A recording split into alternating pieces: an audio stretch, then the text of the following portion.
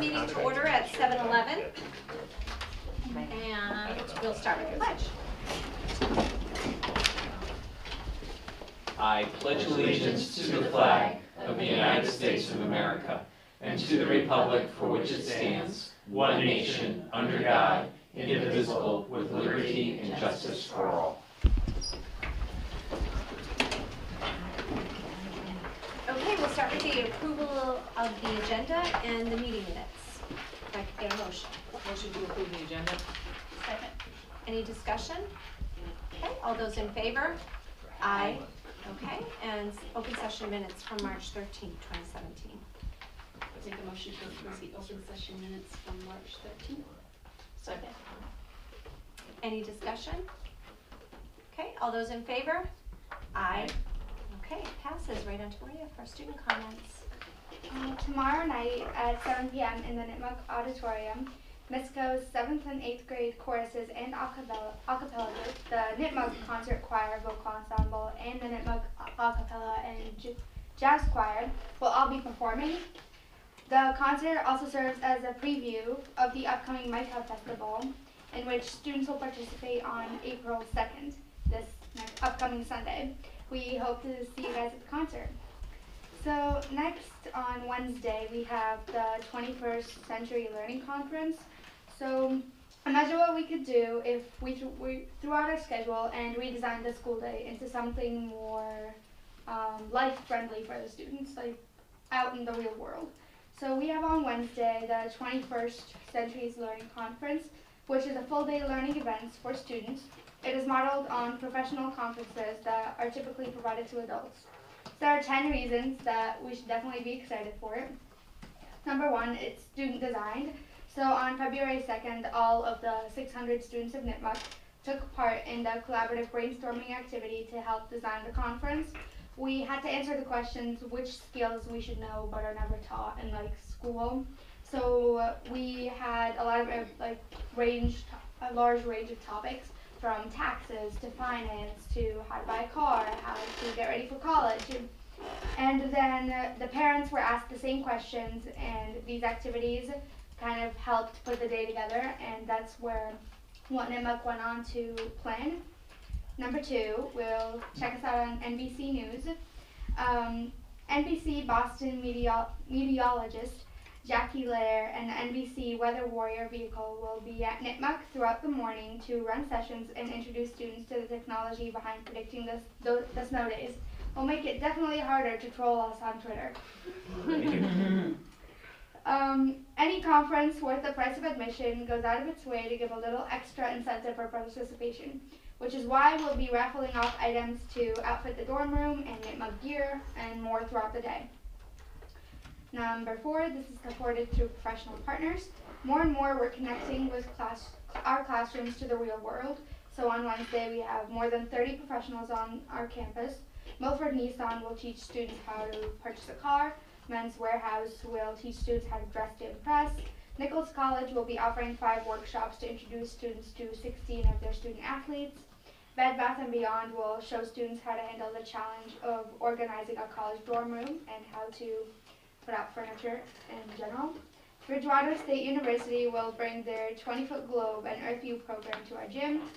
AAA, Dean Bank, Milford National Bank, and the list goes on, including even more sessions provided by more than 10 of the students' parents. The 21st Century Learning Conference allows us to dive deeply into what it means to be college, career, and community ready. Our conference gives us the chance to move beyond AP and traditional assessments to get the kids engaged in future readiness as they learn about everything from doing their taxes to folding their laundry. My favorite session would have to be the one about how to iron your clothes. I Not call mine. it send it out. That's why they invented something called a dry cleaner. And we will be having a cookie bar at both breaks so that students can get a cookie on the school. And this 21st century will be of real world relevance to the students, because these are skills that all students need but are never really taught until they're put into the situation. So the day is just full of learn, organize around 7 key themes. being a better you, career readiness, college readiness, financial literacy, skills for daily life, technology skills, and travel and leisure. So for example, we're teaching students which fork to use. We have a mock dining experience, like fancy food. Number 8, it was professionally designed. So a key part of the day is replicating the conference that adults go through but for students. So we use schedule.com and we have a formal schedule comparable to those found at any professional conference. The students would click on the link. If you guys could even find it yourselves, you would see all the sessions that are provided, and this is the students signing up, and I will tell you, they filled up pretty quick. It took like 5 minutes. So there are many options for our students. There are more than 165 sessions for the students. They range over a lot of topics. And finally, throughout the day, the STEM and humanities scholars, yours truly, will get their professional headshots completed as we establish our digital profiles and highlight our academic explorations. Now on to different topics from that. On April 1st, we're getting more German exchange students. It's been a pattern. We have a lot. So 4 German exchange students will be welcomed by the Nipmuc community during the first 2 weeks in April. They will be attending classes except on Wednesday, April 12th, when they'll visit New York City. During April vacation, they will also visit Boston and Newport, Rhode Island. Their Nipmuc host siblings and shadow students are welcome to join them on those 2 trips to encourage communication, friendship, and understanding between the German guests and their hosts. Also on April 1st, we have the sophomore ring ceremony dinner and dance. From 7 to 9 p.m., parents are invited to the ceremony in the auditorium. Sophomores are invited to a dinner and a dance in the cafeteria immediately following the ceremony. And all sophomores are welcome, even if they did not purchase a class ring. Thank you. Thank you, Maria. The conference sounds awesome. We're all very excited about it. There are a lot of many different things. I don't want to learn how to iron though. I'm all set with that. I think it's funnier for us because when we look at which of our teachers are teaching the how to iron thing, Mr. Messick is teaching it, and for us, Really? that's a real treat. That is interesting. That's a real treat for us. Unfortunately, I do have to go. Okay. Homework Thank to you. do. I'm Thank sorry. you. No, thank you. Thank you for telling us all about what's going on. Great night. Thank you. Take care. Okay, any community comments? Okay, moving right along to superintendent. Okay. Well, I think Maria's right. It is a super busy week in the district.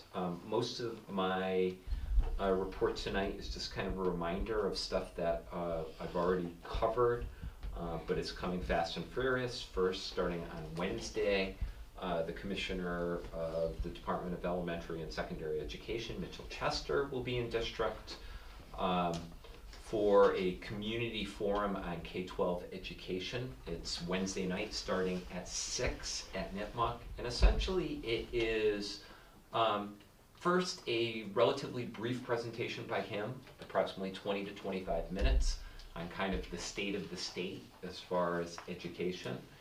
And as I've said in the past, I think he has a lot of great news to share as far as how Massachusetts students are performing relative to other states, but also in looking at our student results internationally and internationally benchmarked tests like the PISA exam. So I'd like to share that, and then the rest of it is just town hall style question and answer. Like I've said before, it's open to all 12 districts in the Blackstone Valley, but it is open for all stakeholders. It is open to parents, to community members, to educators, students, everybody. So I have sent out on Blackboard Connect and to our staff email a reminder notice. Another one will be going out tomorrow morning. So if you want to attend, please attend.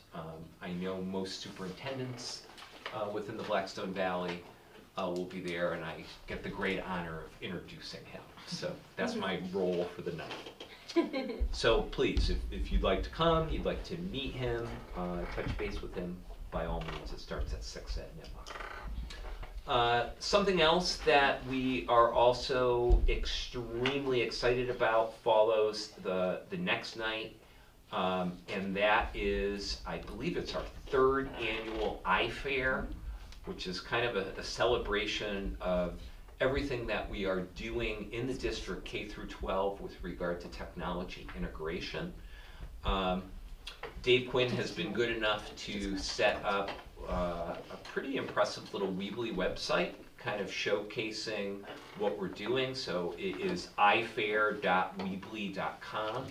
That's also, you get 2 for the price of 1. The reminder email is for the commissioner's visit, but then also the iFair. And if you go to that website and you click on the Sessions tab, you can see some of the pretty fascinating sessions about different apps and different programs that are being used across all level and how they're positively shaping teaching and learning. I don't know if you want to elaborate or... Well, I think it's, first of all, I think it's unfair of me to take full credit for this website because this has been a joint project between myself and students both at the high school and the middle school. Okay. The logo that we have that you saw on the front page was designed by one of our high school students. The website is being designed by Logan Pazol and members of the Paul Schwab's technology class. One of the big goals for this project is to try to bring as many I have a background in event management. I'm hoping to work with some of our STEM scholars at Nipmuc to bring them into the fold as well. So this is really a joint effort between the teachers, the students, the administration, and myself to bring this all together. So we're really proud of the work the students have been putting into it. We've been working on a brochure.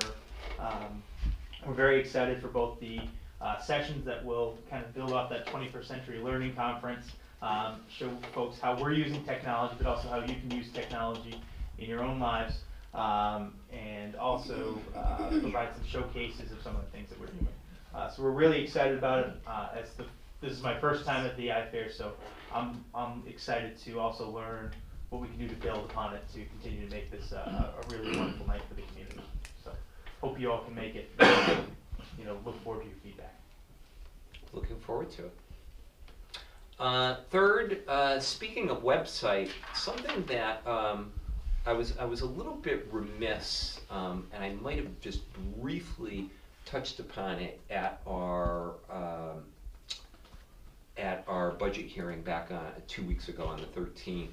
But we still have the virtual town budget, which is vtb.mursd.org. And it's linked off our district website. But again, this is an open source software that drills down into our enrollment, our revenues, and our expenses. So if you go to this website, and we've updated to include the FY18 budget request. So for example, if you were to go to it and then click on expenses, you can see how the district budget breaks down by all of our cost centers. District-wide expenses, student services, Nipmuc, MISCO, Clough, technology, memorial, maintenance/buildings and grounds, and so on. And again, the beauty of this program is everything is proportional. So again, if I were to click on Nipmuc and I could see, okay, the Nipmuc total school budget, what it is, you see, okay, of the 4.5 million, 3.7 is in instructional services. And I can click on this and drill down even more. So guidance, textbooks and supplies. I click on textbooks and you see how, again, proportionally it keeps drilling down and drilling down, science supplies and so on. So really useful if you're ever just curious. Again, I think, what is it, Jay, about 600 individual line items make up our operational budget. Yeah. So this drills down to that specific level, and again, just a nice visual representation. We'll send out a link via Blackboard Connect to our parents, but again, it's completely free, open source software that, again, I think makes the budget that much more transparent. And then last but not least, speaking of budget, you do have in your packet the latest year-to-date expenditure report for the FY17 budget. Jay, are there any line items that you'd like to highlight or anything stands out? No, right now, again, I'm fairly comfortable with where we are in the budget process and in the timeline. You know, I'm hoping that we're done with snow, and if we are, that will help us tremendously. But so far, I think we're in pretty good shape this year. We've had a lot of maintenance issues, I think, but I think the fact that we're going to be, I think, under on snow and ice will help offset that. Okay, that's what I've got. Excellent. Okay, we're going on to administrative comments, which is right back to you, Jay, with a health insurance update. All right, so health insurance, we have a locked rate of an increase of 9.9%. We have not signed that because we're not sure that we want to go that route yet. We have discussed with our health insurance advisors the possibility of increasing the deductibles on our plan. We currently have $1,000, $2,000, and we pay those deductible costs. By increasing it to $1,500, $3,000, we would reduce our increase to about a little over 5%. If we actually went up to a $2,000, $4,000 deductible, we would have a 0.5% increase. So we could dramatically reduce it. The catch is it's a one-year savings. So let's say we did the whole thing this year, we saved a bunch of money this year, next year that's our base, and we're going to get a 10% increase again. So we're actually thinking about maybe tiering it or looking at it, but we haven't really gotten very far with it. We just have the pricing. The quotes are good. They're not going away. We're just trying to explore what the best options are. I have looked at the deductibles. I got a printout of what grouping of finances the deductibles are falling in, you know, 1,000 to, you know, 0 to 500, 500 to 1,000, so that I can sort of estimate what our liability would be. And it's not a huge increase on the deductible side to go up as opposed to the savings. So I think it's a viable option, but we haven't really gone that far yet. But that's pretty much where we stand right now. We have plenty of time to decide this at this point. Is that 9.9% movable based upon where our loss ratios are? No, that's our quote. They it's actually pretty fixed. They wanted around 11%, and they basically came back and gave us a 9.9 locked rate that is good until we decide to exercise it, but it's not going up or down. Unfortunately, our loss ratio started to creep up in November. My argument was that we were really good from July to October, and even though it's only a 4-month window, I thought that would benefit us, but then it jumped in November and that factored in, and they looked at the whole 12-month period. So we're at 96% and they want us at 88, so they're not really going to be offering us a whole lot. Not on speculation that, well, you might come out better, you know, or not. They're just not going to do that. Unfortunately, health insurance reality is that is still, there's about a 12% profit that they want to have as a corporation, and they're going to get it through their premiums. That's what it gets down to. Mm-hmm. And we've pretty much heard that municipalities generally have been trending in that 10 to 15% range. Yes. I don't know where Upton is counting. That's exactly where it is, yeah. Yeah. Right. Yeah, we're not the abnormal, you know, we're not excessively high or low, we're like right in that category. But, I mean, I'd love to have a 5% just as is, but we're not gonna have that. So that's where it's at right now, and we'll keep you updated as we get a little further along. Okay, thank you, Jay. I'm gonna head over to Dennis. Yeah. To talk a little bit about CPAC. Sure. So just a quick update on where we're at with the CPAC. Superintendent and I had a chance to meet with a group of parents over the past several weeks. We've met 3 times. The first meeting was previously reported to the school committee on January 30th. We met with about 30 to 35 parents. Kind of heard what's kind of going on in their opinion and some of the concerns that they had. So from that, we crafted a survey. And I don't know, Joe, can you pull up the survey? It's got some pretty good data on it. So we crafted a survey and sent it out to the stakeholders. We had 177 responders, and there's 2 questions on the survey. The first question was, which topics related to disability would you be interested in learning more about through a workshop? And the second question, what topics related to services would you be interested in learning more for a workshop? So you can see from the data there, the overwhelming response was parents would definitely want to be learning more through a workshop regarding concerns around anxiety. And ADHD was also well reported, and executive functioning.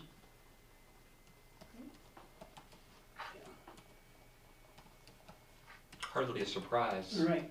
Based upon what we see in society in general, correct? And then the second question, what topics related to services would you be interested in learning more about?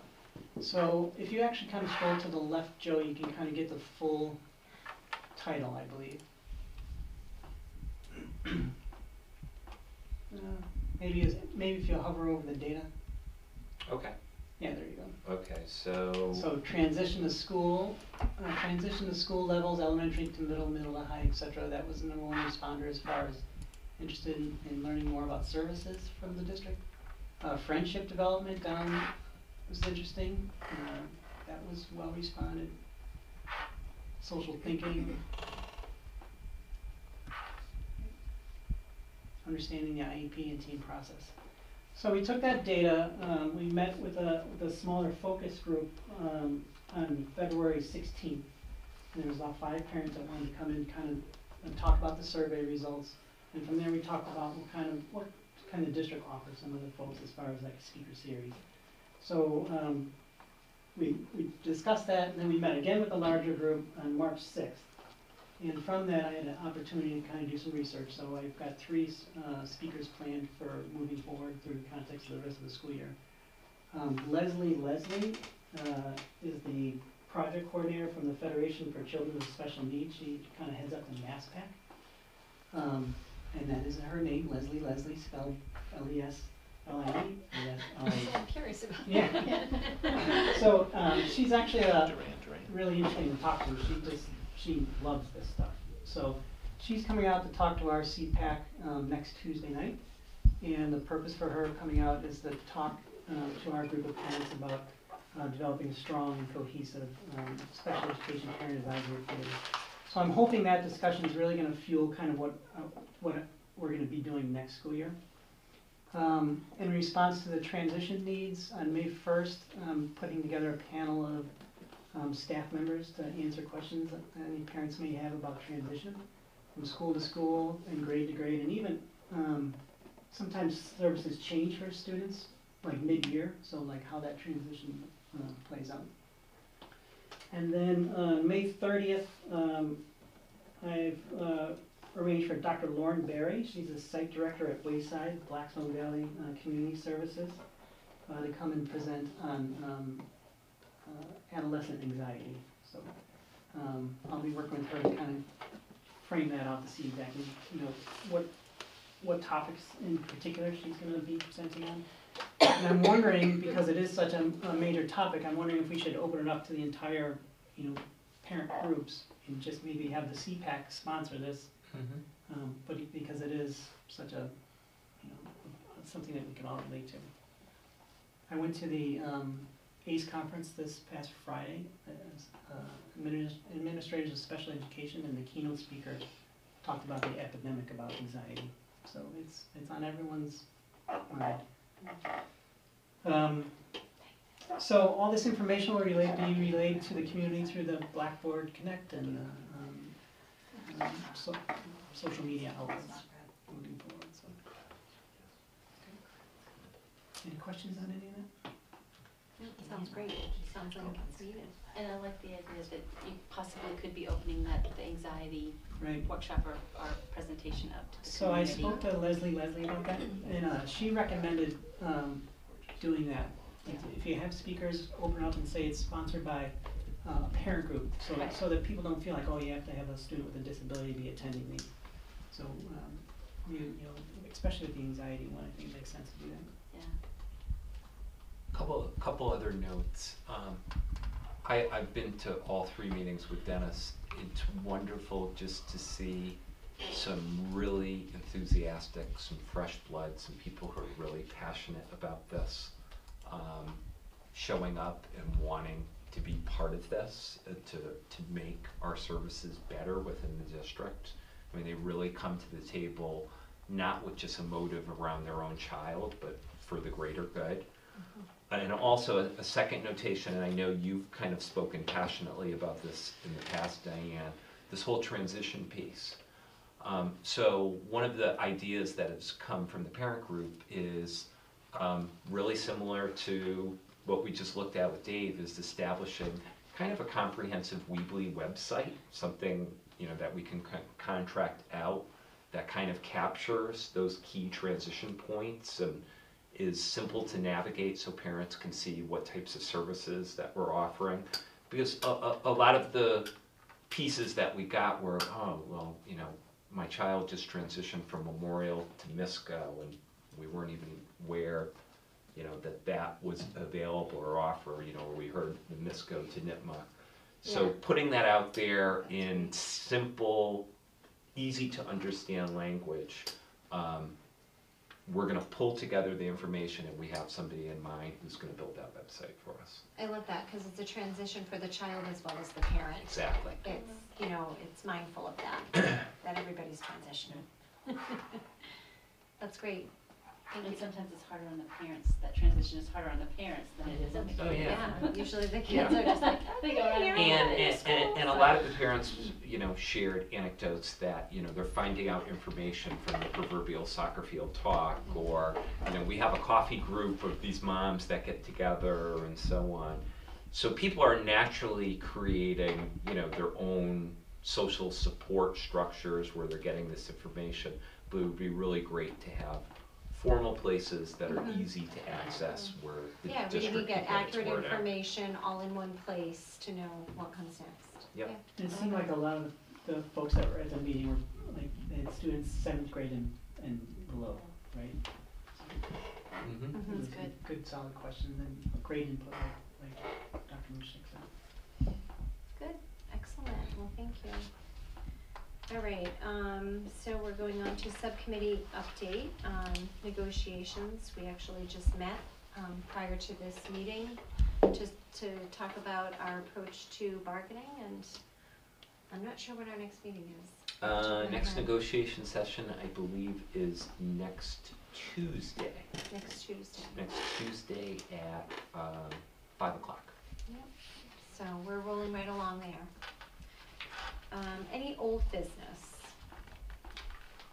Okay, new business, is about our MCAS 2.0 testing. So Dave is going to do the ultimate test. He's going to test the school committee to see, are you indeed smarter than a 5th grader? Right?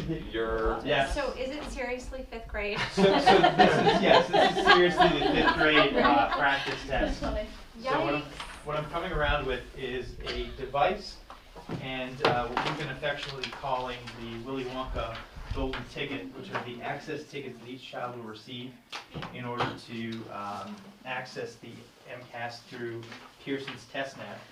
If you open up the device should be queued right to TestNav, and I'll walk you through each of the steps. I open my iPad. Has a little Thing. foldy thingy right So, here. yep, if you open it up just like this, and should open up right to this page. Exactly. That's gonna be the best part of my performance, right there, the opening of the iPad. So at this point, you don't need to take any sort of action, and in fact, the test is designed to give the test proctor, in many cases the classroom teacher or the paraprofessional, a lot of control over this process. So I'll just give you a look from there.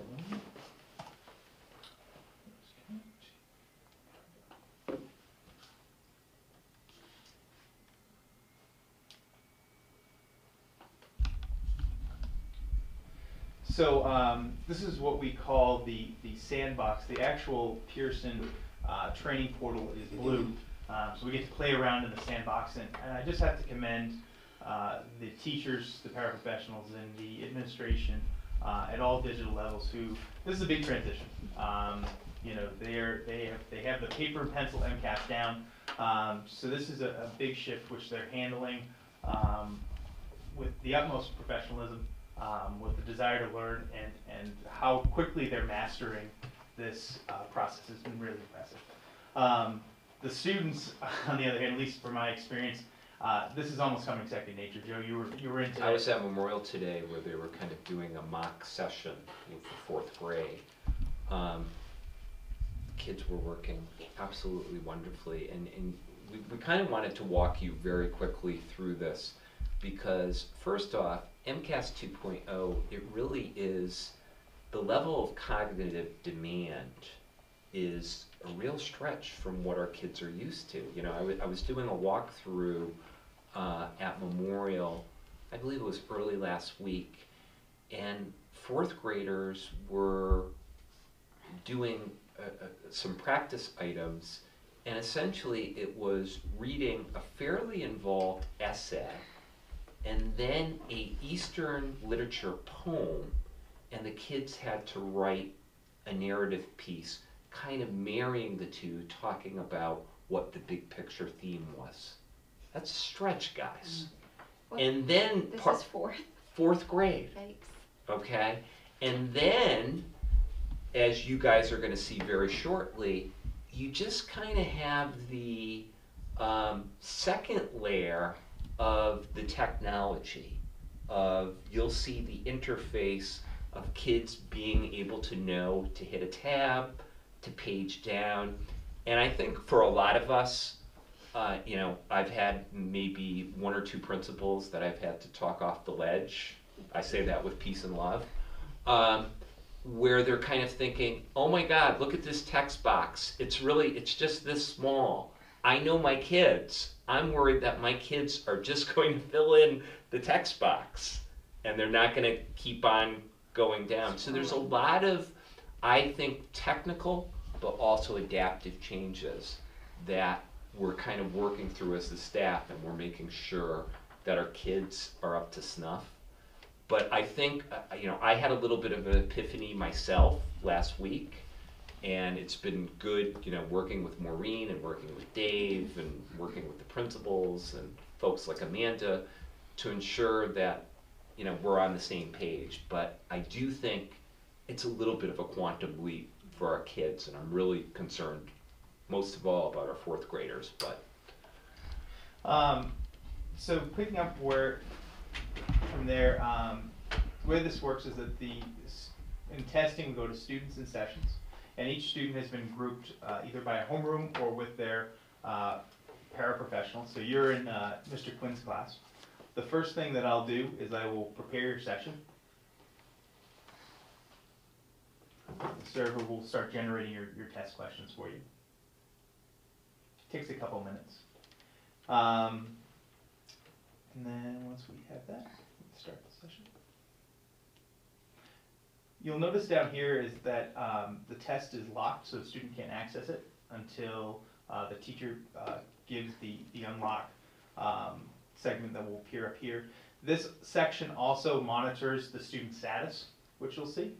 So I'm going to go ahead and start the session. And I'm going to unlock your tests.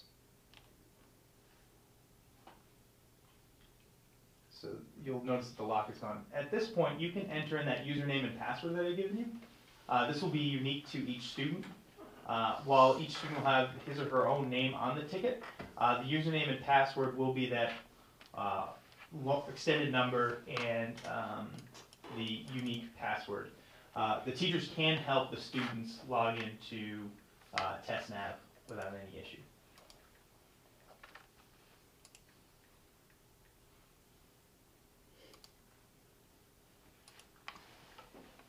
I'm going to go ahead and log in here as well. I'm gonna do that then. What's that? Yeah, we're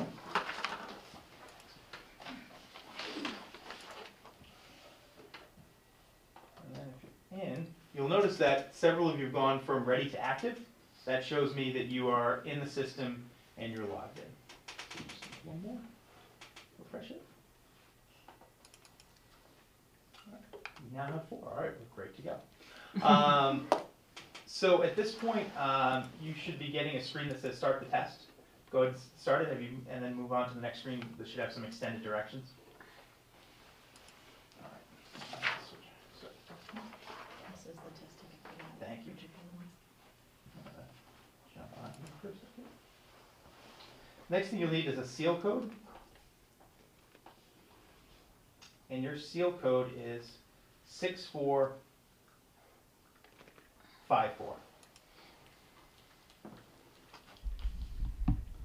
That should allow you to gain access to the test.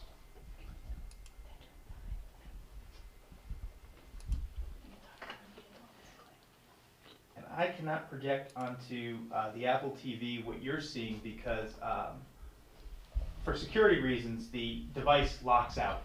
So only the student can only access what's in TestNav until it's submitted. So this provides a layer of security. It prevents any sort of impropriety.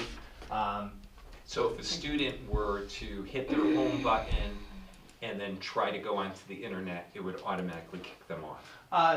It would either kick them off or it wouldn't respond. So it's in something called kiosk mode that you'll see a lot of businesses using. This will give you an opportunity. Actually, let me see if I can log in as a student on my own computer. But this will give you a sense of what the questions are. You'll notice that there is a row at the top of your screen. You'll notice that there is a review button. The review button allows you to see which questions you've answered. So the students will have a sense of which ones they may have skipped. It will also give you a warning at the end that you haven't answered X number of questions. And unfortunately, it does allow you to submit without answering all the questions. Or hopefully down the road they'll make sure the student goes back. You'll notice that there's also the option to bookmark a question. So if a student gives an answer is not necessarily clear, he or she will be able to come back to that and to know that, kind of like when you were circling a question that you weren't quite sure about on a paper-based test. You'll notice going along that home row, there's the pointer cursor, which is standard. The second box, which is a box that looks like a little piece of paper, is your notepad, so students can take notes to themselves. Type it in there. It will stay attached to that question, but the notepad won't carry over from question to question. And then finally, the X is an answer eliminator.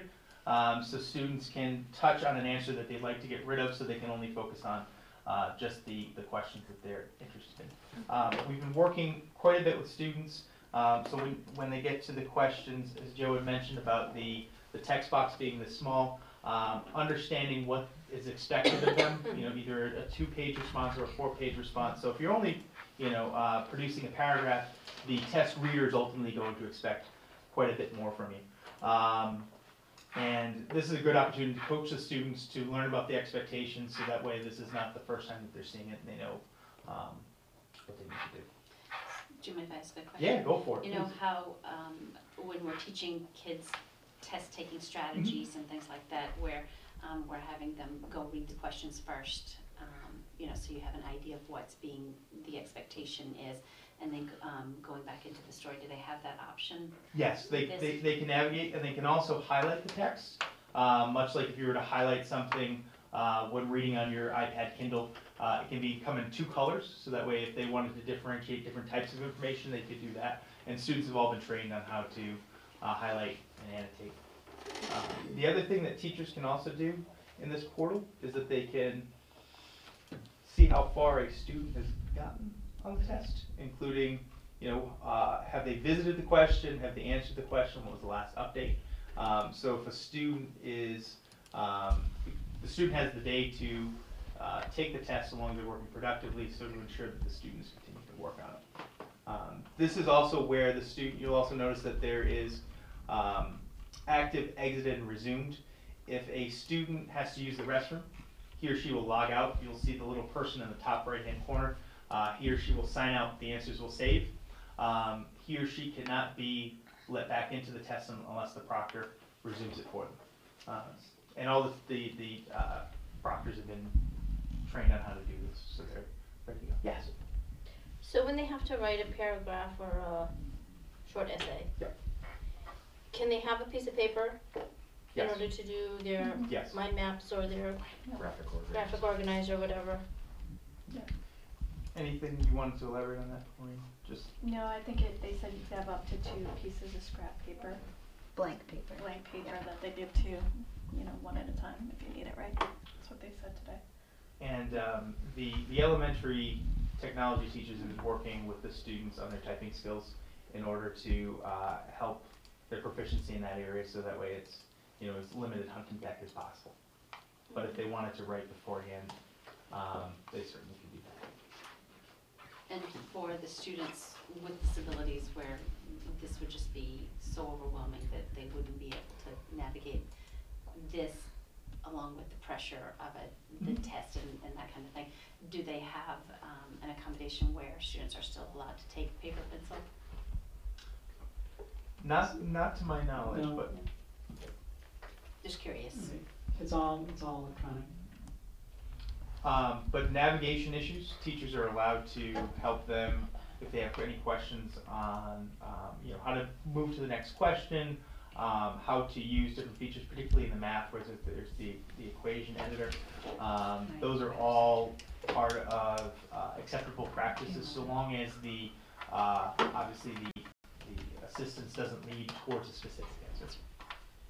Yeah, Amanda, please jump in. These folks, Amanda and Maureen have been doing MCAS, before I started teaching, so. So to speak to your question, yes, there is an accommodation for that, but it has to be an extreme circumstance. I believe that's a special access accommodation. Okay. The state reevaluated and changed their tiers of accommodations this year, so there's many more that are accessible by most students. Universal. Universal and designated features. I think to speak more immediately to your question, those kids that have IEPs that have accommodations are afforded, if it is applicable, Right. afforded a scribe. Okay. In the technology realm, text to speech and speech to text are also accommodations to maybe alleviate some of that difficulty with the technology. Okay. Did that? Yeah, no, I know some students can be, due to the anxiety of the test itself, due to being able to navigate, make sure their answers are correct. This is very different for our student population this year, and I can just see the anxiety that this could possibly create for students, especially anxiety students with disabilities in that area, and just making sure that they're afforded an opportunity if that's needed for them to be able to do as well as they in can. some cases, it's even alleviating some anxiety, taking the Right. pencil out of their hands, so kind of more of the technology piece. And there's a little bit of novelty to it, and I think it shocked me when I was teaching 7th graders how much they reported they were more relaxed. It didn't feel like a test to them. Not universal, but I'm seeing a lot of that consistency here with our students. So I would say that that's encouraging. Not to say that there won't be students who are more, probably anxious because it's a new format. But in many cases, it's been generally positive. Oh, good. And I think speaking to those specific kids that are on the IEPs that have a host of different disabilities, we know that going in, and we can plan for that, and given the accommodations, we can kind of approach it with them rather than just kind of throwing it at them. Ian, did you know offhand, say in something like the 4th grade, how many special groups that we have? I can only speak for my building. Okay, yeah. Right now, I believe we have 7 groups plus the classrooms in Okay. 4th grade. Yeah, and I think that's pretty comparable at Memorial It may as be well. 8, but under 10, I believe. Yeah. Small groups or individual administration. And again, as I said from the forefront, I think our classroom teachers and particularly our paraprofessionals deserve a world of credit because. And our special educators. And absolutely special educators. deserve a world of credit because this is a learning curve for everybody. It really is. And it was good to see today, you know, again, to reiterate what Dave was saying, it was good to see the kids at Memorial going through the mock testing that, you know, they seemed pretty comfortable. They Seemed seemed like they, relaxed, yeah. they were adapting to it nicely. They you just know. jumped right in. It was Yeah. amazing, you know, just, I think Dave's just done an incredible job of going through the infrastructure trial and getting them used to it and the training for the teachers, training for the students. I think, you know, they're well prepared. You can see in the practices today, they were comfortable. And the silver lining in all of this is that we now have 2 new laptop carts in the elementary, so for the days that they're not taking the MCAS, we can do more of that 21st century innovative learning and use the device for really powerful opportunities too. So, you know, while it presents new challenges, it also presents some really fantastic opportunities, and we're thankful for the grant that would enable that to be possible. So, it's really a team effort, and everybody's really pulling an awful, doing a really great job. Excellent. That sounds great. So are we supposed to do this test or we? No, can do it no, later? no. You will Diane be was held having some accountable. anxiety. No, you're being held harmless this year, so, You're all level 1. yeah. Thank you. Okay. Thank you for setting this up. It'll be interesting to look through it. And know that I'm not as smart as her. All right. Okay, do we have any correspondences, Joe? No, we do not. Okay, any other matters not anticipated by the committee within 48 hours of the posting? No? Okay, so future agenda items include inclusion practices and student performance data on April 10th. K through 12 insight survey feedback action on April 10th, and then we're going to talk about elementary recess on April 24th. So, as we are through, if I could get a motion to adjourn. Make a motion to adjourn. Any discussion? All those in favor? Aye. We are adjourned at 7:58.